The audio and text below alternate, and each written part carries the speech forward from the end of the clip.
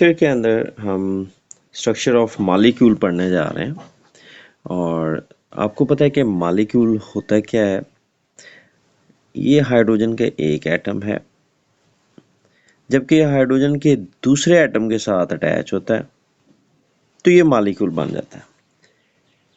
अब इन दोनों एटम्स को एक साथ ला कौन रहा है, तो बीच में एक अट्रैक्टिव फोर्स होगी जिसको हम केमिकल बॉन्ड कहेंगे।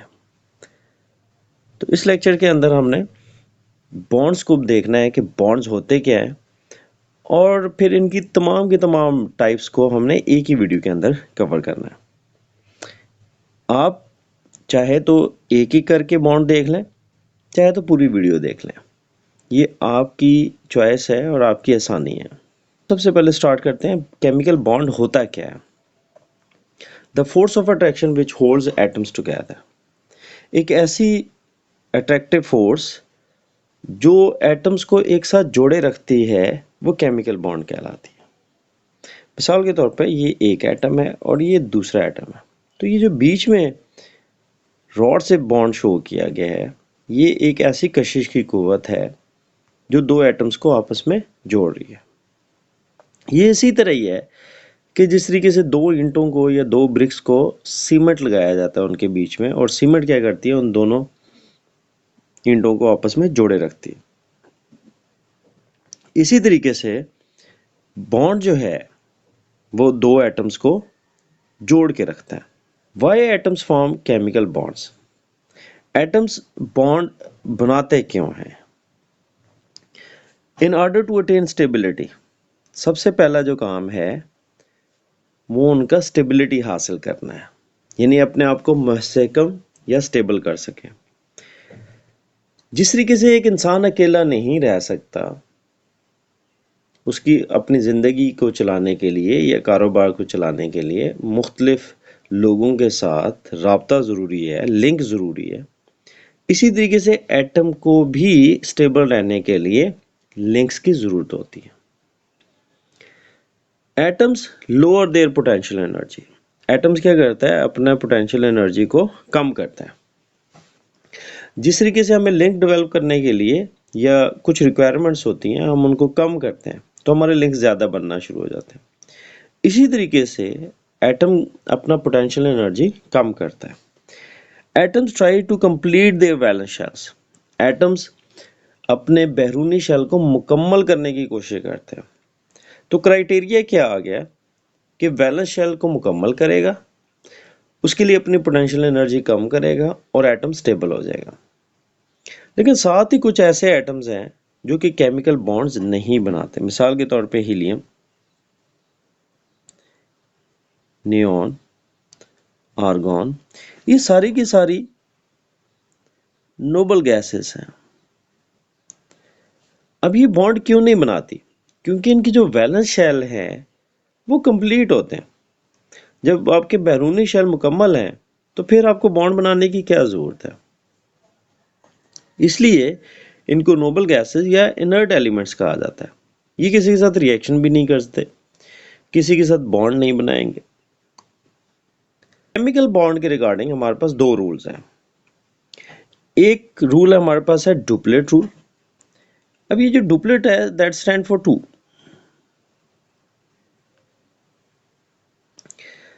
Atoms tend to complete their valence shell by two electrons. ये छोटे एटम्स हैं और इनके अंदर एक ही शेल होता है और इनको सिर्फ और सिर्फ दो इलेक्ट्रॉन की जरूरत होती है। मिसाल के तौर पे हाइड्रोजन का एटम है, उसके पास एक इलेक्ट्रॉन है, उसको सिर्फ एक और इलेक्ट्रॉन चाहिए और वो कहीं से ये इलेक्ट्रॉन हासिल कर लेता है और अपना वैलेंस शेल मुकम्मल कर लेता है। जबकि हीलियम, इसके पास हैं ही दो इलेक्ट्रॉन्स, तो दो इलेक्ट्रॉन्स की वजह से इसका वैलेंस शेल कंप्लीट है, इसलिए ये किसी के साथ रिएक्ट करता ही नहीं है। ऑक्टेट रूल, जो वर्ड ऑक्टा है दैट स्टैंड फॉर 8। ये बड़े एटम्स होते हैं बनिस्बत हाइड्रोजन और हीलियम के, और उनमें से उनके पास एक से ज्यादा शेल्स होते हैं। Atoms tend to complete their valence shell by 8 electrons.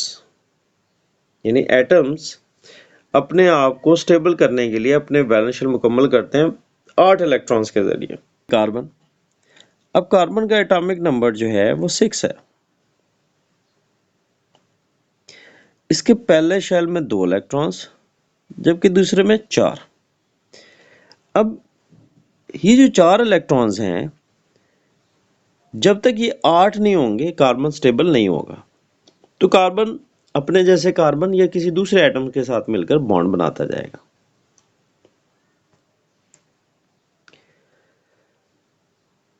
Types of the bonds. Ionic bond, ये एक ऐसा बॉन्ड है जिसमें ट्रांसफर ऑफ इलेक्ट्रॉन होता है। मिसाल के तौर पे सोडियम के पास 1 इलेक्ट्रॉन था, उसने अपना इलेक्ट्रॉन इसको दे दिया, जबकि क्लोरीन पर नेगेटिव चार्ज है। तो यहाँ पे ट्रांसफर ऑफ इलेक्ट्रॉन हुई फ्रॉम सोडियम टू क्लोरीन।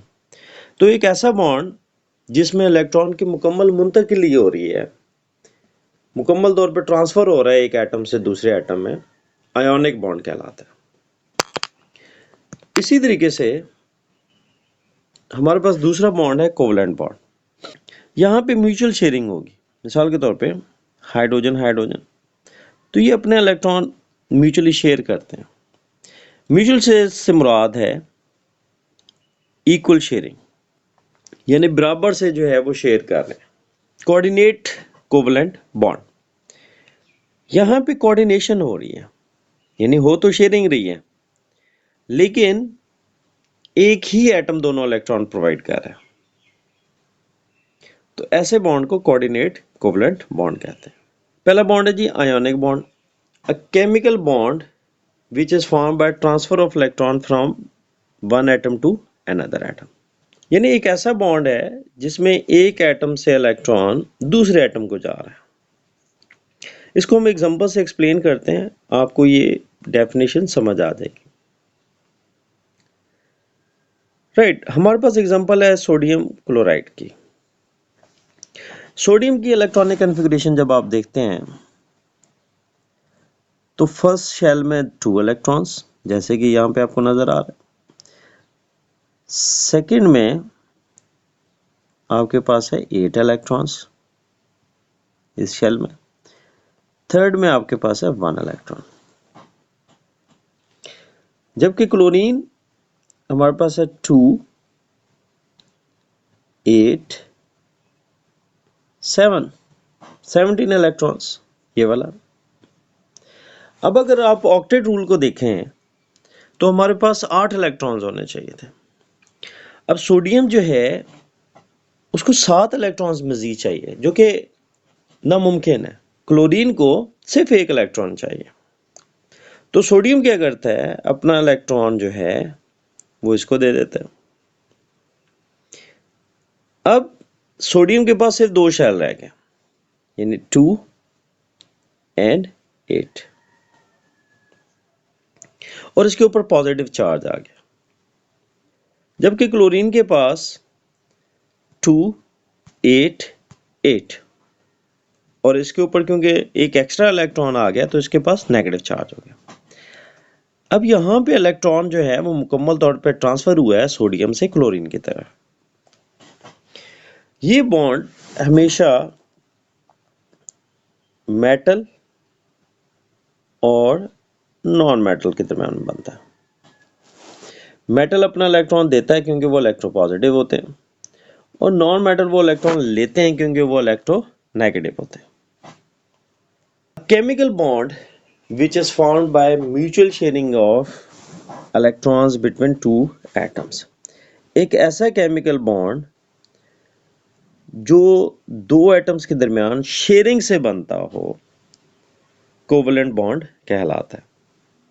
अब यहाँ पे हमारे पास से हाइड्रोजन है, ये हाइड्रोजन का एक एटम है और ये हाइड्रोजन का दूसरा एटम है। ये इलेक्ट्रॉन्स हैं जो कि आपस में शेयर कर रहे हैं। तो इन इलेक्ट्रॉन्स को हाइड्रोजन ए का भी एटम अट्रैक्ट कर रहा होगा और हाइड्रोजन बी का भी अट्रैक्ट कर रहा होगा। इसको म्यूचुअल शेयरिंग ऑफ इलेक्ट्रॉन्स कहते हैं। और इस बॉन्ड को हम रॉड से जाहिर करते हैं। हमारे पास 3 तरह के कोवेलेंट बॉन्ड्स हैं। अगर 2 एटम्स के दरमियान 2 इलेक्ट्रॉन्स की शेयरिंग हो रही है तो हमारे पास सिंगल कोवेलेंट बॉन्ड है। फॉर एग्जांपल हाइड्रोजन हाइड्रोजन,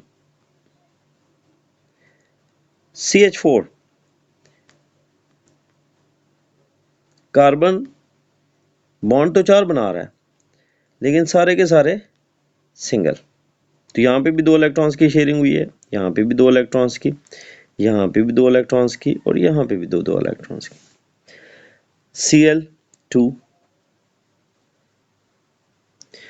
तो ऐसे बॉन्ड जिसमें 2 इलेक्ट्रॉन्स की शेयरिंग हो रही है या सिंगल इलेक्ट्रॉन पेयर की शेयरिंग हो रही है वो आपके पास सिंगल कोवेलेंट बॉन्ड कहलाता है। डबल कोवेलेंट बॉन्ड एक ऐसा केमिकल बॉन्ड जिसमें एटम 2 इलेक्ट्रॉन दे रहा है, यानी यहाँ पर 4 इलेक्ट्रॉन्स की या 2 इलेक्ट्रॉन पेयर्स की शेयरिंग हो रही है। For example oxygen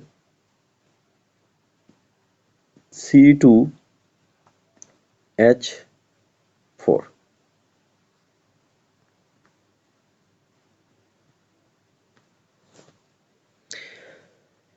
triple covalent bond एक ऐसा केमिकल बॉन्ड जिसमें हर एटम 3 इलेक्ट्रॉन प्रोवाइड करेगा, शेयर करेगा। तो 6 इलेक्ट्रॉन्स की शेयरिंग हुई या 3 इलेक्ट्रॉन पेयर्स की शेयरिंग हुई। फॉर एग्जांपल हाइड्रोजन, इसी तरीके से C2H2।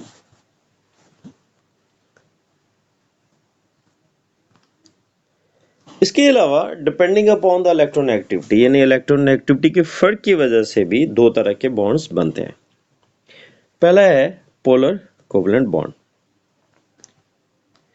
अगर हमारे पास 2 मुख्तलिफ एटम्स हैं तो ये जो अट्रैक्शन है इलेक्ट्रॉन्स को अपनी तरफ खींचने की, ये डिफरेंट हो सकती है, ये मुख्तलिफ हो सकती है, ये नहीं कि इलेक्ट्रॉन एक्टिविटी मुख्तलिफ हो।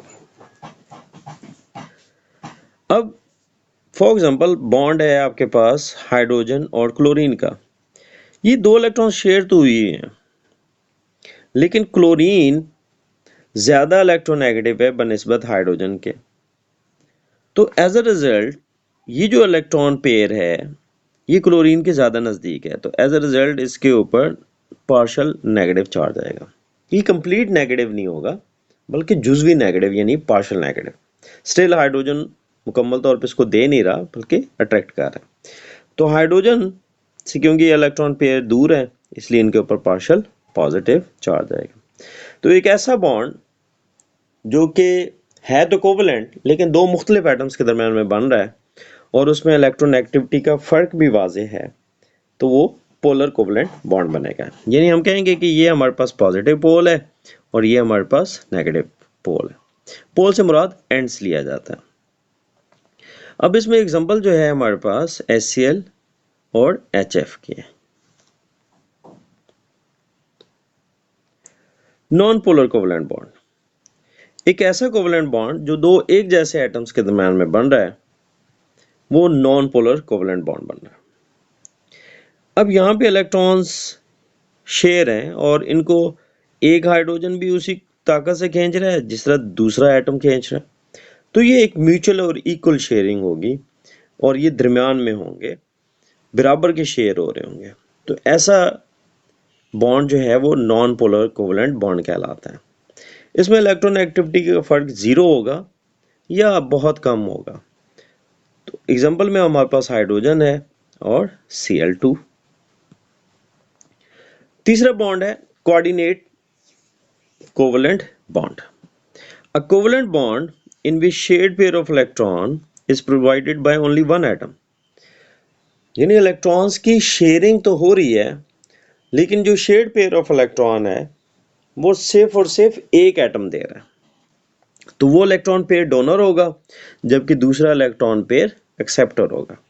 This is represented by the arrow. यहाँ पे आपके पास डोनर होगा और यहाँ पे आपके पास एक्सेप्टर होगा। ये ऐसा ही है कि अगर आप अपने किसी दोस्त के साथ जाते हैं खाना खाने और आप उसको कहते हैं कि यार आ जाओ खाना खाने चलते हैं, और वो कहता है यार मेरे पास तो पैसे नहीं है। तो आप कहते हैं यार कोई मसला नहीं है, आप मेरे साथ आओ, पे मैं कर दूंगा। अब खाना तो आप दोनों ने बराबर खाया है, लेकिन पेमेंट आपके दोस्त ने किया है। That is called coordination. तो इसी तरीके से कोऑर्डिनेट कोवलेंट बॉन्ड में शेयरिंग तो हो रही है, बट इलेक्ट्रॉन एक एटम के हैं, वो अपने दोनों इलेक्ट्रॉन कोऑर्डिनेट कर रहे हैं। फॉर एग्जाम्पल हमारे पास एग्जाम्पल है फॉर्मेशन ऑफ अमोनियम आयन। यहां पे अगर हम देखें अमोनिया के केस में, तो हमारे पास 3 बॉन्ड पेयर है। This is 1, this is second and this is third. जबकि आपको एक लोन पेयर नजर आ रहा है, ये वाला। अभी अपना लोन पेयर प्रोटॉन को देगा। H पॉजिटिव कैसे बनता है? देखिए आपके पास हाइड्रोजन था और उसके पास एक इलेक्ट्रॉन और अंदर एक प्रोटॉन था। आपने इलेक्ट्रॉन निकाल दिया तो आपके पास सिर्फ प्रोटॉन रह गया, उसको हम H पॉजिटिव कहते हैं। अकॉर्डिंग टू डुप्लेट रूल इसको 2 इलेक्ट्रॉन चाहिए, और अमोनिया के पास अपना एक लोन पेयर पड़ा हुआ है, यहाँ पे कोई एटम नहीं है।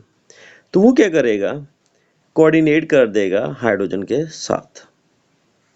तो शेयरिंग तो हो रही है, बट दोनों इलेक्ट्रॉन नाइट्रोजन के हैं। सो ये जो बॉन्ड है ये कोऑर्डिनेट कोवलेंट बॉन्ड है। Reaction between NH3 and BF3। अब अमोनिया में नाइट्रोजन के अगर आप देखें तो ये बॉन्ड पेयर है, ये भी बॉन्ड पेयर है और ये भी बॉन्ड पेयर है। सो नाइट्रोजन के ये 3 बॉन्ड पेयर्स हैं, और हमने ये पढ़ा है कि सिंगल कोवलेंट बॉन्ड जो है वो 2 इलेक्ट्रॉन्स की शेयरिंग से बनता है। इसका मतलब ये जो 3 बॉन्ड है ये 6 इलेक्ट्रॉन्स हैं, और एक जो है वो जो आपको 2 डॉट्स नजर आ रहे हैं ये लोन पेयर है। तो इसका मतलब है नाइट्रोजन का ऑक्टेट तो कंप्लीट है। दूसरी तरफ अगर हम बोरॉन को देखें तो बोरॉन में 3 बॉन्ड पेयर है, यानी कि इसके पास 6 इलेक्ट्रॉन्स हैं। तो इसको अपना ऑक्टेट कंप्लीट करने के लिए 2 इलेक्ट्रॉन्स की कमी का सामना करना पड़ रहा है। तो ये नाइट्रोजन के पास आएगा, अमोनिया के नाइट्रोजन के पास, और नाइट्रोजन अपना एक लोन पेयर इसके साथ शेयर कर लेगा। तो ये जो बॉन्ड है that is called coordinate covalent bond. अब यहाँ पे ये जो शेयर्ड पेयर ऑफ इलेक्ट्रॉन है ये कॉमन प्रॉपर्टी बन जाएगा नाइट्रोजन का भी और बोरॉन का भी। तो नाइट्रोजन के तो ऑलरेडी ऑक्टेट कंप्लीट है, तो बोरॉन को जब ये 2 इलेक्ट्रॉन शेयरिंग में मिलेंगे तो उसका भी ऑक्टेट कंप्लीट हो जाएगा। Metallic bond, the bond in which metal cations are bounded by the mobile electrons. एक ऐसा बॉन्ड जिसमें मेटल केटाइंस जो हैं मोबाइल इलेक्ट्रॉन्स के जरिए बॉन्डेड है। हमने ये पढ़ा हुआ है कि मेटल्स की आयोनाइजेशन एनर्जी कम होती है और वो इलेक्ट्रोपॉजिटिव होते हैं। तो एक जो मेटालिक शीट है उसमें मेटल के जो एटम्स हैं वो अपने अपने इलेक्ट्रॉन निकाल देते हैं। अब जो एटम्स इलेक्ट्रॉन निकालते हैं उनके ऊपर पॉजिटिव चार्ज आ जाता है और उनको केटाइंस कहते हैं। ये जो मोबाइल इलेक्ट्रॉन्स हैं ये अब डीलोकलाइज्ड हैं, यानी कि मोबाइल हैं, हरकत में कर रहे हैं, अब ये एक एटम को फिक्स नहीं है। तो मिसाल के तौर पे इस एटम को ये इलेक्ट्रॉन भी अपनी तरफ अट्रैक्ट कर रहा है, ये इलेक्ट्रॉन इसके साथ भी बाउंडेड है, इसके साथ भी है और इसके साथ भी है। अब जो मेटल केटाइंस हैं वो लिंक्ड हैं बाय द मोबाइल इलेक्ट्रॉन्स, यानी ये आपस में डायरेक्टली एटम्स लिंक नहीं हो रहे, बल्कि बीच में मोबाइल इलेक्ट्रॉन्स हैं जिनको वो अट्रैक्ट कर रहे हैं और इस तरीके से मेटालिक बॉन्ड बना रहे हैं। तो एक ऐसा बॉन्ड जिसमें मेटल केटाइंस जो हैं वो आपस में लिंक्ड हैं, लेकिन मोबाइल इलेक्ट्रॉन के जरिए। मेटालिक बॉन्ड की वजह से मेटल की प्रॉपर्टीज होती हैं, जैसे कि मेटालिक क्लस्टर। मेटल्स जो फ्रेशली कट मेटल्स होती हैं उनकी चमक होती है, मैलिएबल, यानी अगर आप प्रेशर से या हैमर से इसको प्रेस करें या कूटें तो इसकी शीट्स बनती हैं। अब ये शीट घरों के ऊपर जो छतों के ऊपर जो चादरें होती हैं वो भी हो सकती है, और एक इंतहाई बारीक वर्क भी हो सकता है जो कि आप स्वीट्स के ऊपर लगाते हैं। उस रॉड को, इसके एक सिरे को गर्म करें तो कुछ देर के बाद आपको महसूस होगा कि आपको महसूस होगा कि मेटल का जो दूसरा सिरा है वो भी गर्म हो गया। इसी तरीके से करंट भी गुजर सकता है। करंट के गुजरने की वजह से, ये कंडक्टिविटी की वजह से हम वायर्स जो हैं वो मेटल्स की बनाते हैं। डक्टिलिटी, हम प्रेशर अप्लाई करके इससे वायर्स भी बना सकते हैं। Due to the strong metallic bond, metals की मेल्टिंग पॉइंट और बॉइलिंग पॉइंट हाई होते हैं।